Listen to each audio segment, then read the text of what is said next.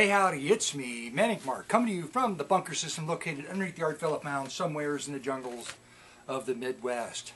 Today I'm coming to you with a stack of records. Been a while, found some records though, so I'm coming to you with the records. And what's new? Well, let me show you. Oh no, get a little closer, I just can't really see. What are you talking about? Oh, get closer. Closer. Closer. There, now, there you go. That's nice. That's a nice scar. I've been going around telling people that I was attacked by a wild turkey. We have turkeys here. Originally I thought, well, maybe I could say that bears have moved their way up, like brown bears have moved their way up. The Licking River Valley finally reached our area, and I had this is not big enough scar for a brown bear, and I thought maybe a hawk had come down, you know, because you see them on the light poles around, and it looked like, oh, that face looks pretty tasty. And that didn't make sense either. So a turkey wouldn't attack you, but a turkey would fly into you. He said, well, turkeys don't fly. Well, they do fly. I was sitting outside once, and one, like this big swoosh went over my head, like right over my head. It was a turkey. Almost clawed me. So I know it's possible. But this was what was left over from the thing, the horrible thing I had. And so it never really went, it never completely went away, and it was like, it would like come, at the end of the day it'd be a little bit worse, and I could feel it, and it was red still, and it was just waiting to have another giant problem. So I went to the dermatologist, and the dermatologist said, well, yeah, I thought maybe she could do something about it. I said, well, send you to a plastic surgeon. That sounds pretty exciting. Let's go to a plastic surgeon. So I went there, and he was funny. I tell this story. It's funny. He's a younger guy. I think he just opened a practice here. Maybe he'd been doing it somewhere else. Anyway, the dermatologist knows him, so I trusted her, like her, trusted her. Sent me to him. So he and his nurse, I think it's just one nurse that works with him in this building. I don't know what the situation is. Anyway, so she goes through all the things. I gotta give you worst case scenario. So they give you the horrible things that could happen to you. So you sign away. If that happens to you, they just like, I told you it could happen. You sign your name. It's not my fault. Okay, yeah, it's just, it can't be, what they could do couldn't be any more horrible than the original thing. So I get in there, and it kind of surprised me. He said, what music do you want to listen to? I'm like, music? And he holds up his phone, and I have an idea. He's going to play some music. I said, whatever you want. He goes, no, you pick something. So, and I kind of figure it's Pandora, right? At least I know that much. So I said, well, how about, and I couldn't think of anybody right off the top of my head, and I didn't want to think of anything but like too crazy. Like, I thought, well, Mark Denny or Arthur Lyman, you know, but I'm so familiar. Like, what would be just something that they might be interested in? And I just blurted out Jackie Gleason, because I thought, well, maybe they know Jackie Gleason. It would be interesting to them. They just looked at me like, what? Jackie, what? Who? I said, well, you know, 1950s, he produced 1950s mood music. And they just looked at me. I said, well, you know the Honeymooners, the TV show? What? I said, well, you know, he was an actor, and he couldn't compose or arrange his own music, but he had concepts for these records, and he hired arrangers. Gave him some marching orders, and they were, you know, nicely produced records. So he let me put it in and turn it on, and the first, it's all orchestral. Right? Wasn't a brass, one of his brass mixtures. It was just totally orchestral strings, lush strings. And they just looked at me again. I went, it's mood music. You probably won't like it. So then a song came on after that. It was light jazz. He goes, that's my song. And I thought, well, then he's not going to be too upset over the Jackie Gleason, because he's like, listening to this light jazz stuff, which was okay. I liked it. So about 15 minutes later, the nurse finally says, oh, we're listening to ball music. Ball dancing. That's what she said. Ball dancing music. And I thought, what? Ball dancing? Oh, yeah, ball dancing. She goes, oh, that's coming back. There's my community center in the neighborhood does that. And I'm like, yeah, good for them. It was great. So it was funny. generation, more than just a generation. Hell, what I listened to is before my generation, obviously. So I'm listening to music that it's all dead people, mostly, for the most part. Okay, so do you have anything to say about that? No. Just blah, blah, blah. So there's 3 records from an antique shop. The one where I go and it's like, oh. Looking for records in antique shops is so interesting. Because dealers just, they think records are worth some money, but you know, records are hard. It's hard to kind of figure them out, and they're always looking for, and I can understand, you know, the philosophy behind buying REO Speedwagon and all this stuff that probably people more often than not actually want, but I don't want it. So I have to look through it, but then it's like I don't know what the price is anyway. On that stuff, all that more modern stuff, but it's a little bit higher, but then the price of stuff that I like about the same. And antique prices, store prices, are usually higher than most other record store prices. Anyway, go on. What did you find today? Well, I found it half price, full price, super high price book. Speaking of super high prices, they added another bin. They extended the bin. They didn't really add any. Well, they must have just done it because this is so exciting. Who cares? They added another bin, and they almost have no REO Speedwagon albums. The discount bin was full, and the what they call jazz, and their higher price records. They had a comic book a knockoff Star Trek record that it'd be kind of interesting. It was $10, and something in a record about atomic bombs and stuff that would have been fun, but $20 anyway. This, why? I don't know. A 10-inch samba record in the 1-inch, the $1 bin, all the way direct from Brazil. Yes, indeed, it's a 10-inch Brazilian pressing, not even meant for import. Is Com Escola de Samba Academicos do Salgueiro. Yeah, I got through that pretty nicely, don't you think? Wait a second. Hold on. Oh, so describe the actual surgery. Yes. So they start sticking, when they stuck the needle in my head at the emergency room, it really hurt. It was just like a railroad needle, probably because there was so much inflammation, very sensitive. That he was doing a real good job. He just stuck a bunch of times, like way more times than they did in the emergency room. And then they cover your whole face, so you kind of feel like the Bride of Frankenstein or something, the Mummy. And I could see the light, the one eye. But it took 15 minutes of cutting and tugging and pulling and ripping and pulling. It spent a lot of time. Didn't feel a thing. I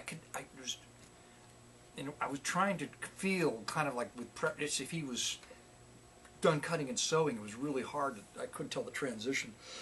The couple times I figured he was sewing, and he was. But anyway, go on. Hold up another record. Why not? It's James Moody on Argo. Yes, in the $1 bin. It never touched their jazz record. It's 1959. It was back to 59 because their jazz, they priced their jazz stuff super high priced. Lou Rawls Tobacco Road in the $1 bin. Nice. Let's see. It's Eddie Harris. I bet he plays the saxophone on VJ. It's a saxophone, and then there's the guitar, bass, piano, and drums. 4 tracks per side. So that looks good, in good shape. Another James Moody album in the $1 bin. Came from the same collection, apparently. The Last Train from Overbrook, fun cover. Flute. He plays the flute. Maybe he plays the flute. Normally wouldn't buy a Benny Goodman album. However, this one, he's playing at Brussels World's Fair, which is 1958 Brussels World Fair. This is a super cool building, which is standing somewhere. Anyway, great space age architecture in the 1958 Brussels World Fair. So it was a fun cover. Picked it up. That was $1. This wasn't $1. This was $4, but I love the cover. And it's kind of sad because there's a seam split at the top, and you know that it wasn't like that until the people started flipping through it, half price, full price, super high price books. And for these kind of records, you ought to put them in sleeves, but they don't. But at a regular record store, I probably wouldn't have paid any less than that for this record. It's a great piece of art on the cover of Sarah Vaughan at the Blue Note, which should be a fun record. Was looking for a date, can't find it. I already have this one, but the record just looked mint and the cover's in really nice shape, and I hated to see it trashed. So I saved it and I bought it. It's more Peter Gunn by Henry Mancini. Alright, fun stuff.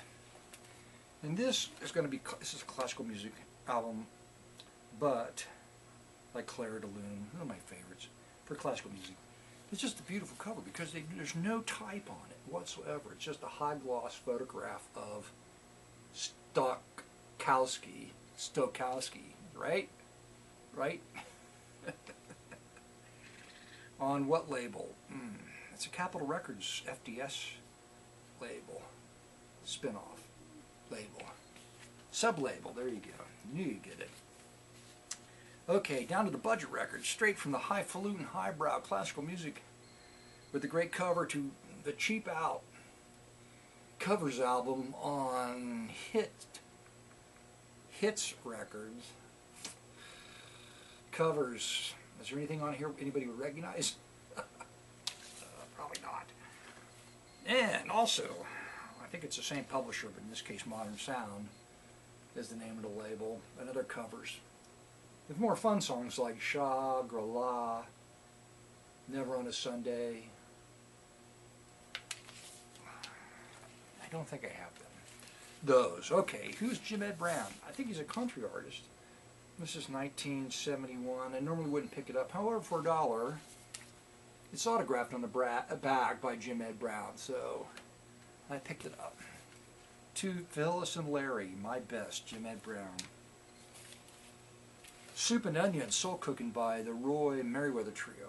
I wonder if I have this one. I don't know if I do or not. It's a trio. Well, of course it is. It says that on the cover, doesn't it? Bass and drums and piano. Isaac Sloan on bass and Joseph Arnold on drums. Taste of Honey. Satin Doll. I don't have this. Everest. It's kind of a bizarre photograph on the cover. It looks like it's a black and white photograph. I think it is. Black and white photograph that's been colorized, which makes it look a little unusual. I don't know who Gloria Lynn is. Ernie Wilkins. Big band. She probably was I just don't know what category to put her into. Gloria assisted by with arranged for Basie, Harry James, and vocalists such as Carmen McRae, Soul Sisters, and Heritage. Go on. This was fun.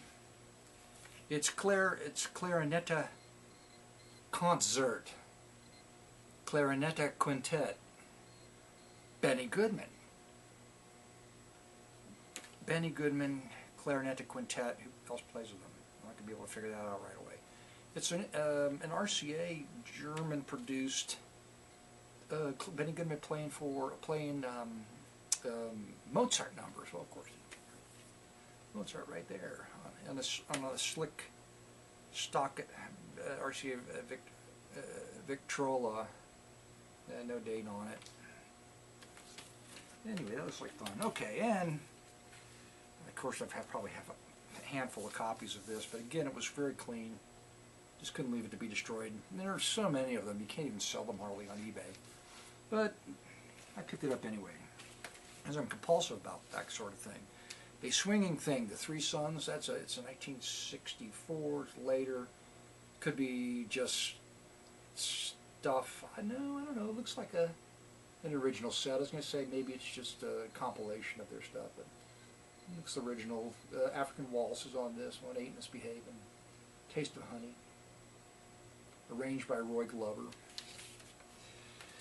There's an Ohio connection to this group, the Gatlin Singers, but they're in New York in a composited photograph where they're standing in front of the badly cropped Empire State Building, photograph of the Empire State Building. It's produced or distributed by Starday King Records out of Nashville, Tennessee. I don't know where it was. King. Oh, so I think they're from Ohio, and I think this is Starday King. No, it doesn't have anything to do local, except they're a group out of Ohio somewhere. It could be even Cleveland. I don't know. This is more local.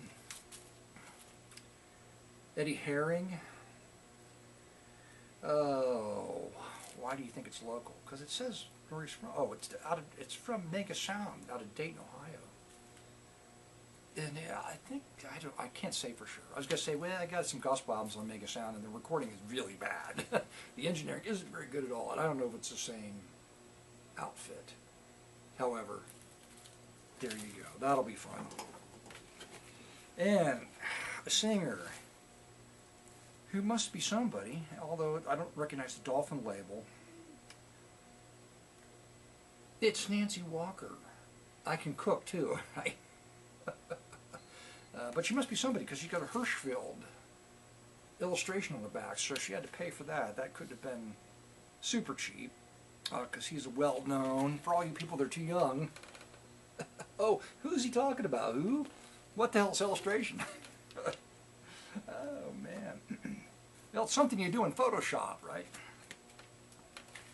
And last but not least, I stuck it on the bottom because it was interesting. $8 for this one. Yeah, probably shouldn't have, but I did. Half price, full price, super half price books. Eddie Harris and his electric saxophone plugged me in. It was it's Atlantic, so it's not, you know, like some kind of weird, bizarre, obscure record. Probably not.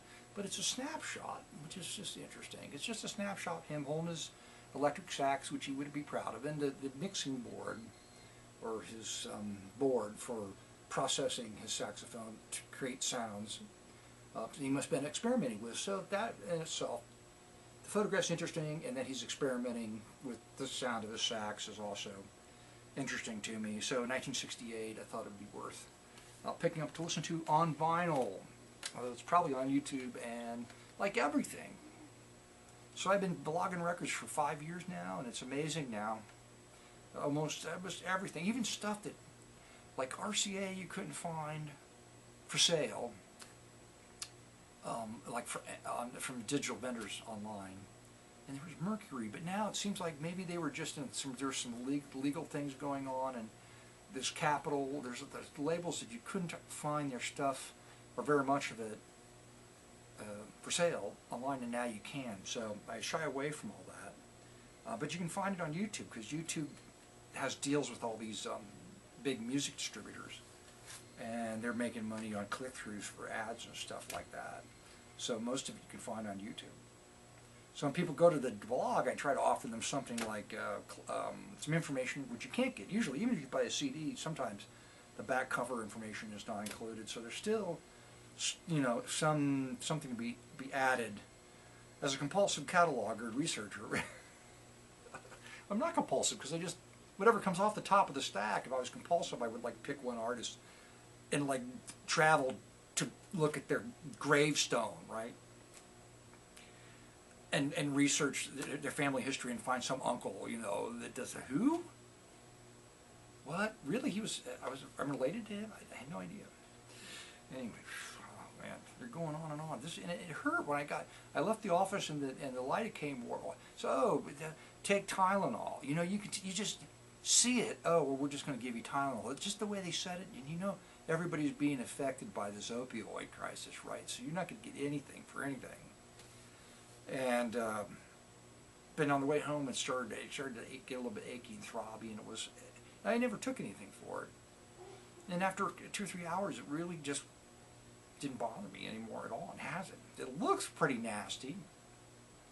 And you can tell when people say, hey, how you doing? And people are like, hey, fine. And they're like, You can just see them. They keep looking back. They don't want to see that they're looking at it, but your eyes are right there, so you can see that they're looking at it. I said, oh yeah, this. Wild turkey. I got the best of them, though. Indeed. All right, now for the musical sample.